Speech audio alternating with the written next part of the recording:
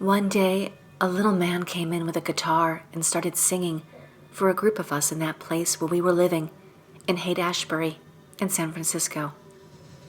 Even before I saw him, while I was still in the kitchen, his voice just hypnotized me, mesmerized me. Then, when I saw him, I fell absolutely in love with him. I found out later his name was Charles Manson, but he had other names too, and so would I.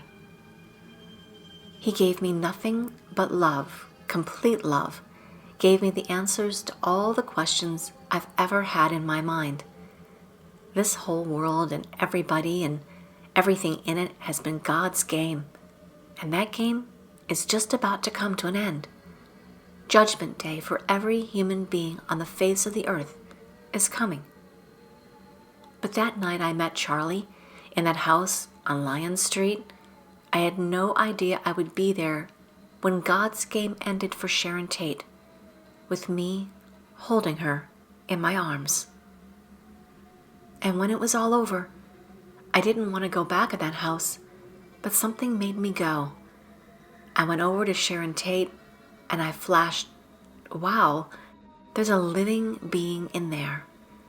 I wanted to, but I couldn't bring myself to cut her open and take the baby. I knew it was living. I knew it wouldn't live. That night, Charlie instructed us to go to Sharon's. We were still living up at the Spawn Ranch in Chatsworth. We hadn't moved out to Death Valley yet. Charlie instructed me and Tex, a girl by the name of Linda, and Katie, that's Patricia Krenwinkel. Well, Charlie instructed us to go to this particular house and gave us a car, a 1958 or 59 black Chevy, and told us to get 2 changes of clothes, basically black. We had been buying black clothes for what we call creepy crawlies. We'd go around and creepy crawly people's houses. We wouldn't take anything, just for the experience of getting the fear and bringing ourselves out of it. Actually, he instructed us in the details through Tex. He just told me to do everything Tex said to do. Charlie had control over everybody. I never questioned what Charlie said. I just did it. And he instructed us to get the clothes and our knives and such, and the 4 of us got in the car and started going to this place. Then Tex explained the situation to us, but honestly, I had no knowledge of what was happening until we got there. Tex told me that he and Charlie had been up to that house before. That's why they chose the house. Tex told me the house used to belong to Mr. Melcher. That's Terry Melcher, Doris Day's son. But he said that Mr. Melcher didn't live there anymore. But the reason Charlie picked the house was to instill fear into Terry Melcher, because Terry had given his word on a few things and never came through with them. So Charlie wanted to put some fear into him, let him know that what Charlie said was the way it is. I had no idea who lived in the house when we were driving up there, not when we got there, and not after it was all over. I don't guess anyone else did either. Not Charlie, not Tex, no one. Not till the next day when it came over TV. When I saw the faces again, it blew my mind. As we drove, Tex began explaining the setup of the house for us. We had a set of bolt cutters with us and rope, and Tex had a gun. Each one of us had a knife. I'm not sure whether the gun Tex had was Charlie's or not. All I know is that the gun was used in previous killings, and that it was the gun he used to target practice with out on the ranch. We drove up to the house, turned the car around, and parked it between the gate and a neighbor's house. We got out of the car and got the bolt cutter. Tex climbed up the telephone pole and snipped 2 wires, hoping that they were telephone wires. I guess they were. The lights in the house stayed on. Then we got back in the car, drove down the hill, and parked the car at the base of the hill, but a little ways up so it wouldn't look too suspicious, so it would look like it belonged there in the neighborhood. We walked back up the hill to that metal gate which was closed. We didn't touch the gate because we didn't know if it was electrified or not, whether there was an alarm system that we didn't want to set off. We saw a fence up a slope from the roadway, and we decided to try that. Well, we climbed up the hill, and there was a place where we could climb over the fence. So we went over the fence, the four of us, and all of a sudden we saw a light coming out along the driveway inside the grounds. We knew it was a car. Tex told us to lie down and be still. So we all just did exactly what he said, just laid down and kept quiet. And just as the car drove into our sight, I couldn't actually see what happened, but I heard Tex say, "Stop, halt." Then Tex had a gun on this young boy, and I heard the boy say, "Please, don't hurt me. I won't say anything." Then the gun went off 4 times, and Tex came back and said, "Come on." And we proceeded to go, but the young boy who was killed in the car, his death, I felt very bad about it when I saw it had happened. And all of a sudden, I found I was at the front door. Well, there's a window right next to it. Tex, he lifted up and opened the window, climbed inside and went around and opened the front door. We had no idea how many people were in the house. When we got into the living room, there was a man sleeping on the couch. The back of his head was facing me. He had on kind of a mod outfit. The pants fitted low. Tex went up to the couch. The man woke up thinking, I guess, that it was a friend of his. He said, "What time is it?" And Tex stood in front with the gun and said, "Don't move or you're dead." Then Tex motioned for us to come and stand behind the couch. Just Katie and I had gone in. We left Linda outside to listen for sounds. It surprised me that nobody heard the gunshots that killed the young boy, but they weren't that loud.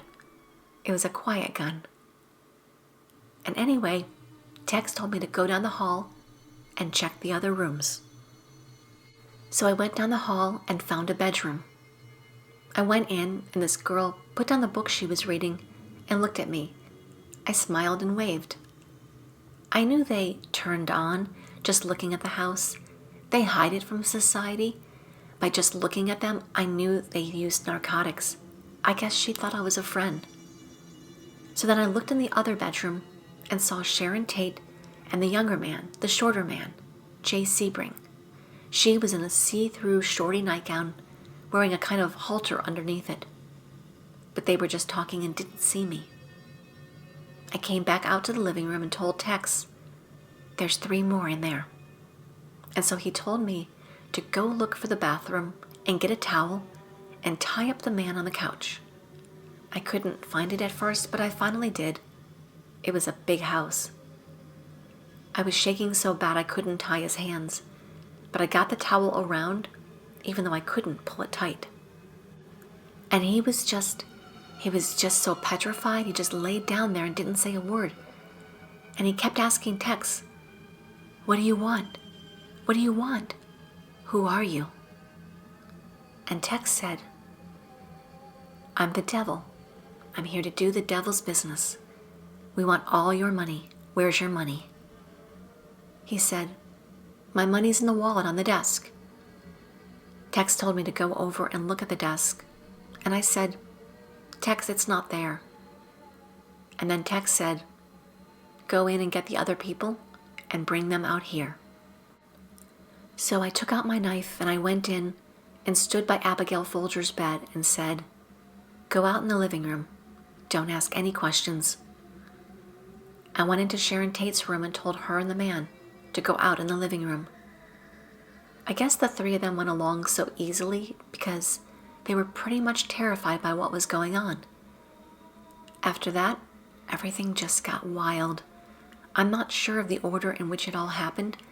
I can only see it in flashes. But it seems that Tex tied the 3 of them, Sebring, Sharon, and Miss Folger, together, wound the rope around and around them, then threw it over a beam so I could pull it tight. And then the way it flashes now, it was all panic. "What's going on?" Jay Sebring said, and proceeded to advance on Tex. I don't know how he got loose, and Tex shot him and he fell on the floor. I think he fell on his side because I saw him lying on his side. And then Sharon went through a few changes. Quite a few changes. I mean, her facial expressions? Wow. "Oh my God, no," she said. Miss Folger didn't say anything. She just stood there. Just stood there. The man on the couch, I hadn't done a very good job of tying him up with that towel I found in the bathroom. He kept working to get it loose. But Tex said to him again, "Where's your money?" Then Sharon or Abigail, I can't get a picture of which now, said, "My money's in my wallet." Tex instructed me to go get it out of her wallet, and I untied her, and she led me back to the bedroom, and I told her, "You get it out." She handed me $72 or $73 and said that's all she had and asked, "Do you want my credit cards?" I said no. Then I proceeded to lead her back into the living room and tied her back up and put the rope back over the beam. One of the ladies cried, "What are you going to do with us?" Tex said, "You're all going to die." This caused immediate panic, and Tex ordered me to kill the big man on the couch. Well, I went over to him and I raised my knife and I hesitated. And as I hesitated, he reached up and grabbed my hair and started pulling my hair. So I had to fight for my life as far as I was concerned. We fell against a chair that was next to the couch. He was fighting and I was kicking him. I was all of a sudden fighting for my life. Wow. Then I proceeded to stab him 5 or 6 times in the leg, but I would say it was in self-defense. I luckily enough had the knife in my hand because the man was big, and with one whack, he could have... Wow. And then while this was going on, Abigail was getting loose and fighting with Katie. And Linda, we found out later, heard some noise and went back down and sat in the car, so we had no watch for the outside. Well, as this went on, all this confusion, I just don't remember what happened. Except I remember seeing the man I had stabbed trying to go outside. He was yelling. He was yelling for his life. I was hanging onto him, I think, and I yelled, "Tex, help me. Do something." Then, in the excitement, Tex must have shot him in the back as he was running out, then followed him and hit him over the head with the butt of the gun. It broke the gun handle, and the gun wouldn't work anymore. So he began stabbing the man. While he was stabbing, the man was still screaming.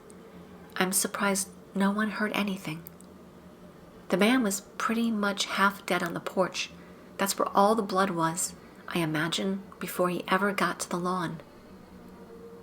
Well, Sharon was starting to get loose from the rope, and the Folger girl already had broken loose and was fighting with Katie. I was just standing there watching. There wasn't much I could do because I couldn't find my knife. I couldn't find it when we left, so I figured that I had lost it in the house, which threw a paranoia into me as we left.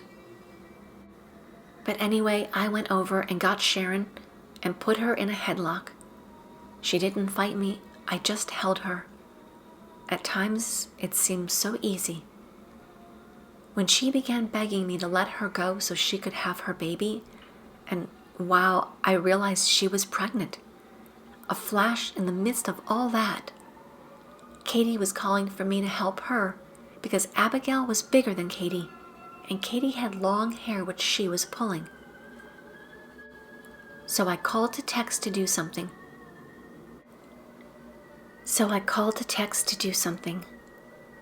Tex came back into the house and reached up to stab Folger, and she looked at him and said, "You've got me. I give up." But he stabbed her anyway, and she fell to the floor. I think he stabbed her in the stomach because I saw her grab down there. Then Tex went back outside because the other man was on the lawn, still running and calling for help, and Tex proceeded to continue killing him. I still must have had the headlock on Sharon when Tex came back, and he told me it looked like she wanted to sit down. So I took her over and sat her down on the couch. She said, "All I want to do is have my baby." I knew I had to say something to her before she got hysterical, and while I was talking to her, I knew everything I was saying to myself. I wasn't talking to her, but myself. "Woman, I have no mercy for you," I told her, and that was myself talking only to me. Then the Folger girl started staggering outside, and Tex and Katie went after her. But I'm not sure that Katie went outside either. I just stayed there with Sharon. She was so quiet. And Tex came back in and said, "Kill her." Just like that, he said, "Kill her." Then Katie, like an echo, said, "Kill her." I reached to grab hold of Sharon's arms, but I didn't want to kill her. I held onto her arms and said, "Tex, I can't kill her. I've got her arms. You do it." Katie couldn't kill her either. So Tex stabbed her in the heart, and again and again. I threw another towel over Sharon's head. I think it could have fallen over Jay Sebring's head too. I didn't even look, I just threw it. But Sharon Tate was lying curled up near the couch, and his and her heads probably were close together. "Get out," Tex yelled, just like that. How long were we in there? Time, who knows time, 5 minutes, 20 minutes, time has no meaning. After Tex yelled, we, Katie and I, went running outside looking for Linda because we couldn't see her, but we didn't yell too loud for fear of being heard by neighbors. When Tex came out, I said, "Tex, do you have my knife?" He said no. I asked Katie, "Do you have my knife?" She said no, and the paranoia got big, and I tried to shush it by saying to myself, "Linda must have my knife. I think I gave it to her." Then Tex ordered me, "Sadie, go back and write something on the door." I didn't want to go back into that house. I didn't want to go back, but something made me. I got the towel that I had tied the man's hands with, and I went over to Sharon Tate, and I flashed, "Wow, there's a living being in there." I wanted to, but I couldn't bring myself to cut her open and take the baby. I knew it was living. I knew it wouldn't live. And I reached down and turned my head away from her. Then I touched her chest with the towel to get some blood, and I proceeded to go to the door. And the only thing I remember being instructed to write on the door by Tex was pig. So I proceeded to take my hand and write pig with the towel, and I threw the towel back into the house and ran outside. I was the last to leave the house. I ran to the front gate. Tex and Katie already were standing on the other side. Then the next thing I knew, I was standing there too. We walked toward the car, but we couldn't see Linda. We thought she had disappeared. We didn't know where she was. We called for her, but not too loudly. Charlie, I guess through Tex, had instructed us to go to the neighbor's house and do the same thing, what we had done in the place we had just left. We went to push the button that opens the neighbor's gate. Tex pushed the button, but I don't think he used his fingers. I think he used his arm or something. I just can't tell why we didn't go through with it. I can't see it now, can't flash it into my mind. But we picked up our clothes, which we had stashed by the gate. We knelt down and picked up our second change of clothes. Then we walked down the road to where the car was. walked not too conspicuous. And when we got to the car, there was Linda in it already, with her second clothes. She had begun to start the car, and Tex told her to get over. We all got into the car, and there was nothing but just exhaustion. And we all had blood on us, so we changed our clothes in the car as we were driving. I was in the right rear seat, and Tex was driving. We went for a ride to look for a place to dump the bloody black clothes. We drove along a steep embankment. I've got a picture in my mind, and all it shows me is the side of a mountain and a road. I just sat in the back seat, slumped down.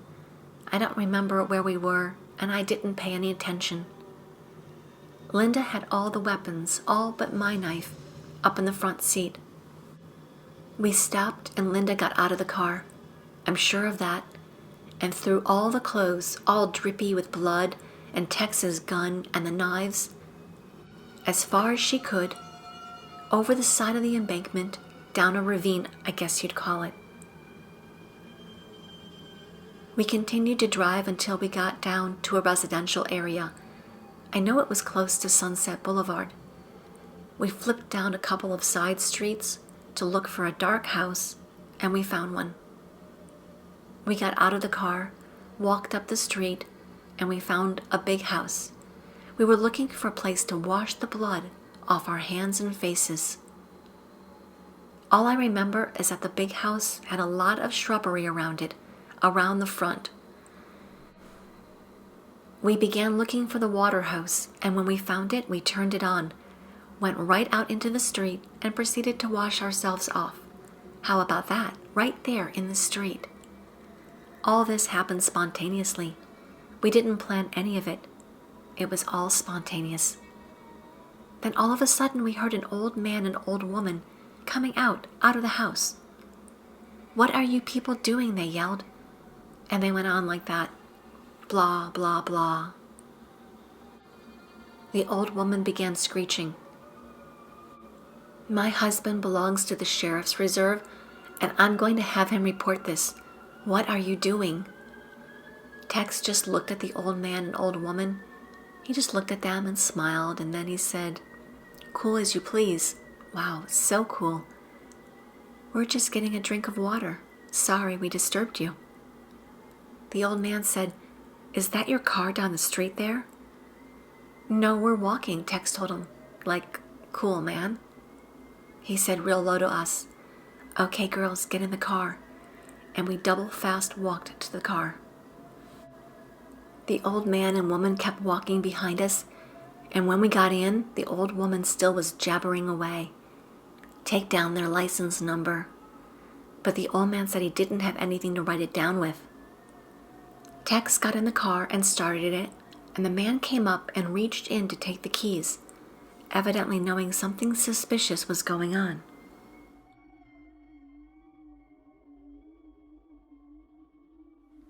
Tex flooded the motor, but then got it going, put it in low, and took off. Practically broke the old man's hand from what I could tell. I just flashed, "Wow, that was a strange house to pick out of all of the houses." And then we drove down the road and made a couple of turns and stopped at a gas station. The purpose was we were almost out of gas. We bought some gas, and the three of us girls took turns going into the bathroom, checking for blood spots and making sure we were clean. Tex did the same. But as we drove off, and all the way out to the ranch, I noticed there was blood on the car, and I hoped nobody had seen it.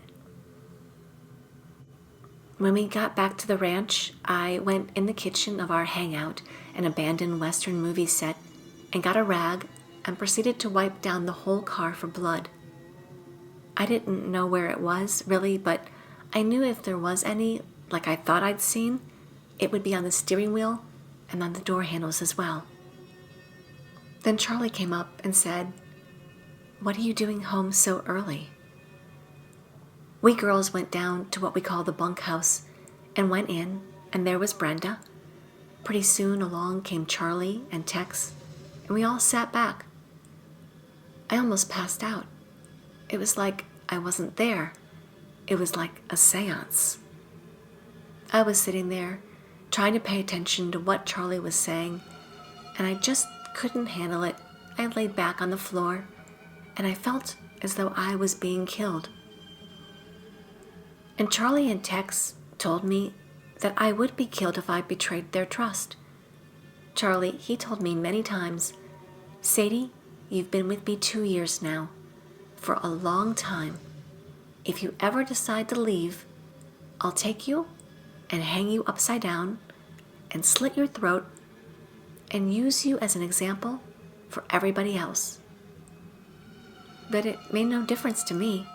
Charlie was me, and I was Charlie, and all of us were one at the ranch.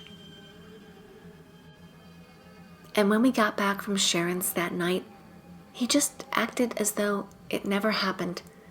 Charlie is the type that lives for each second and pays no mind to what may happen 2 seconds later. That's how much he is with it. So Charlie said nothing about what happened at Sharon's, and I went in and slept for a while.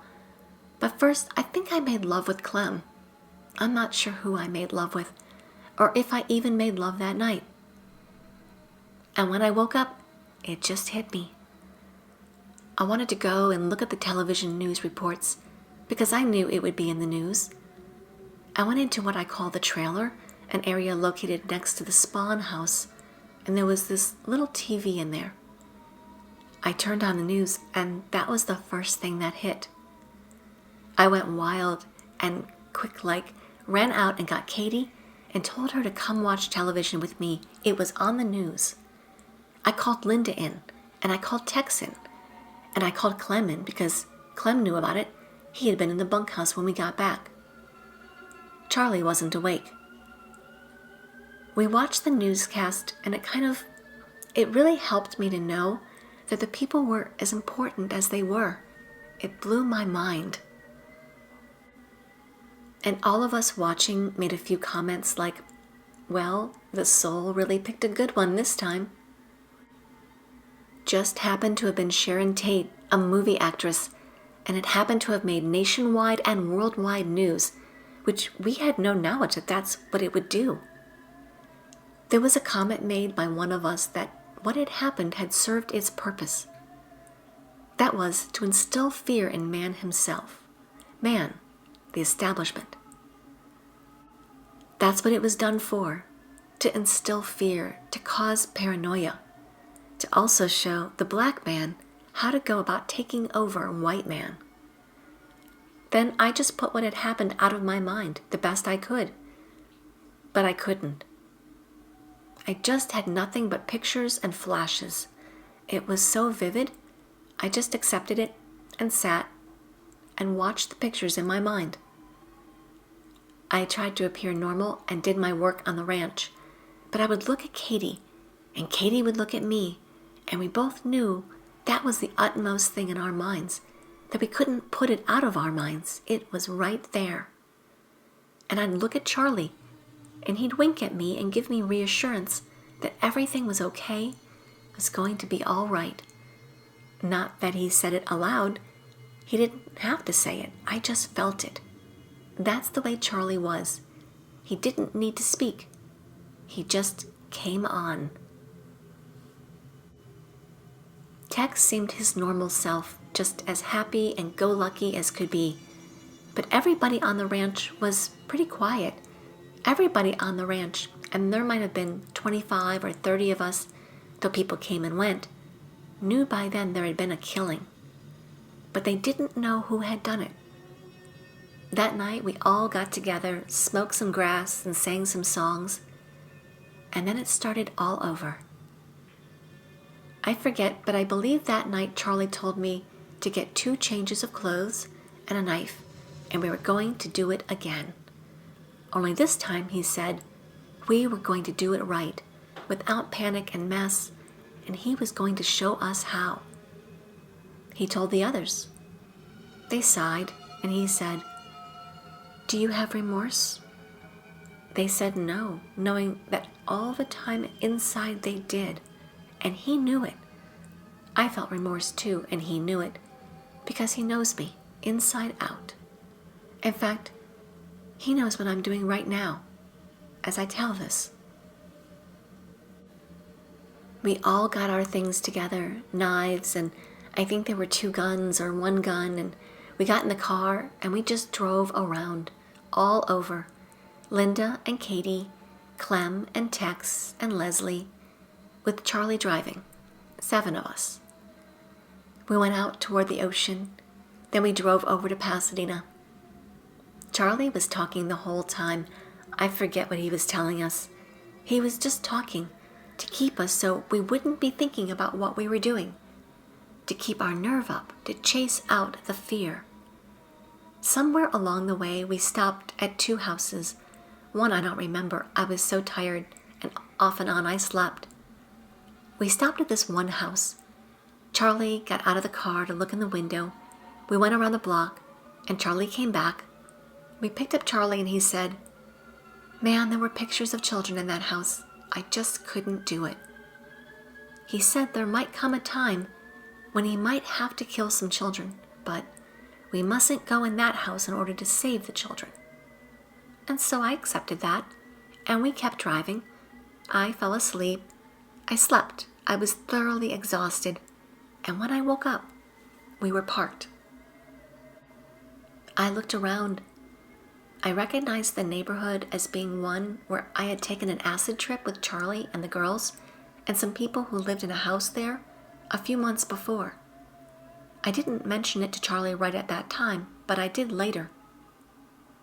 Charlie got out of the car and went into a house with a gun, and we all just sat there very quiet, didn't make a sound. Then I dozed off, and after I dozed off, I had a dream. It was so visual. It was actually what was happening in the house. I could see Charlie tying the man up and talking to him, tying the woman up. Then Charlie came back to the car, and I woke up. He had crept into the house with the gun. That's what he told me when he came back to the car. And later he told me, here's what he related to me. He said he told the man and woman, "I'm not here to hurt you. Just be calm. It'll be okay. Just sit down and be still." Then he tied them up with pieces of leather he wore around his neck. Then when he came back to the car and I woke up, he told Tex, he said, "Now the last time you blew it, you panicked the people. Don't panic the people this time. Let them think it's going to be okay, so they'll at least go in peace." It was Charlie directing the scene right there this time, very coolly, very coolly. Charlie said the last time, Tex had told the people at the Tate house, "You are going to die," and this caused the panic. This time, he said, "It's going to be okay. Be nice to them. Don't cause them to panic, to put more fear in them than they already have. Let them live in peace to infinity. Let them live in peace to infinity." Charlie was directing me and the others. So he instructed Katie and Leslie, told Katie and Leslie to go into the house with Tex. I hoped he wouldn't ask me to do it, and he didn't, because he picked up on those vibrations. Katie and Tex and Leslie went into the house, which left Linda, Clem, and me, and Charlie. Charlie instructed the 3 who went in to hitchhike home when they were through. Charlie said he wasn't going to stay because he was going to take Clem and Linda and me to another house, and we drove off. But we didn't go to another house. I guess he couldn't find one that suited him. But I fell asleep because I was tired.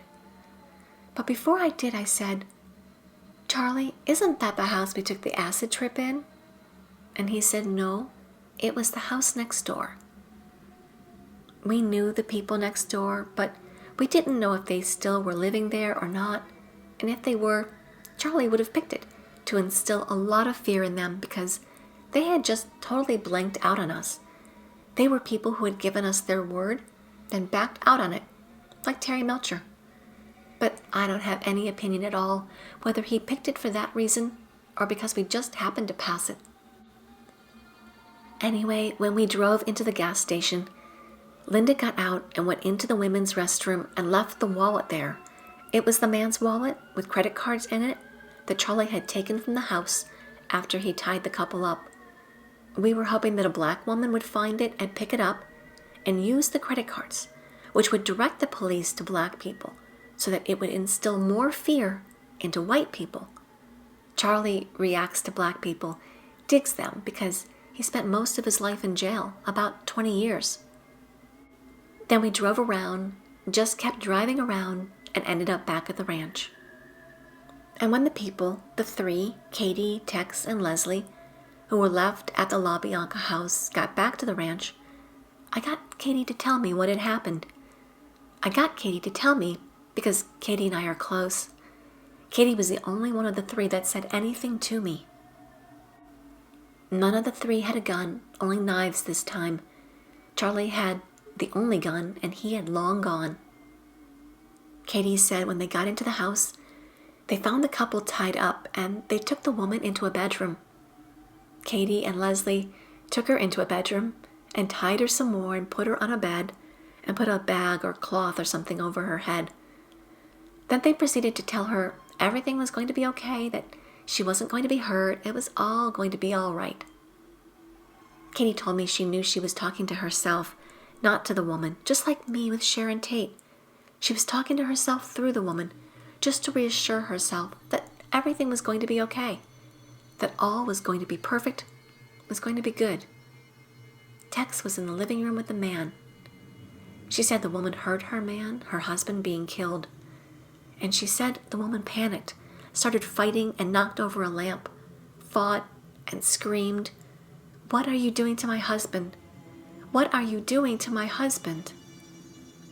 All the time, Katie was stabbing her, and Leslie was trying to hold her, and Katie just kept stabbing.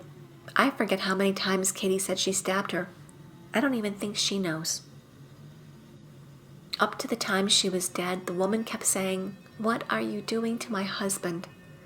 And Katie told me that's what the woman was going to live with, the thought she's going to carry through infinity. And I said, "Yes, you're right there." Katie said after they were through, they went in and wiped all the fingerprints. At least that's what she said they did. Then they wrote Helter Skelter in the people's blood on the refrigerator. Death to all pigs, or something to that effect. They went in and took showers in the people's bathroom, changed their clothes, went into the refrigerator and had something to eat. Katie said she saw a fork. I can't remember whether she said it was a kitchen fork or one of those long forks, a carving fork. She said she saw it and she flashed, "Woo-hee, that will scare somebody."